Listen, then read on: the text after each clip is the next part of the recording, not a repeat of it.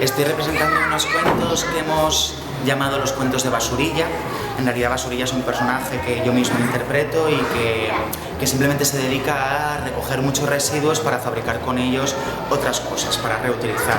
Y en concreto es un personaje al que le encanta contar cuentos y por eso fabrica sobre todo personajes para sus cuentos.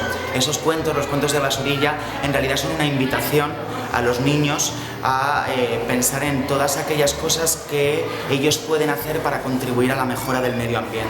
A ir a buscar algo que la coneja y descubriré quién la planta es. Son historias que ahora mismo les ayudan a saber qué es reciclar, qué residuo va en cada uno de los contenedores, o les anima a mantener actitudes sostenibles como es viajar en bicicleta o cuidar más los árboles, las plantas, generar huertos municipales.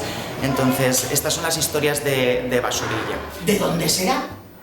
Què necessitarà para vivir bien?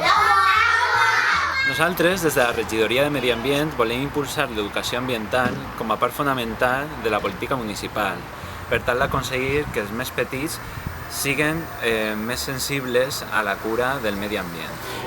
Llevamos varios años desarrollando esta campaña, estamos en todos los colegios de la localidad de San Joan y trabajamos con los alumnos que tienen desde 3 años de educación infantil hasta segundo de primaria.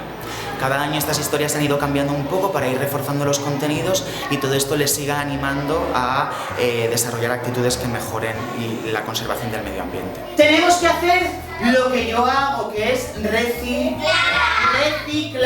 Tirar cada basura a su...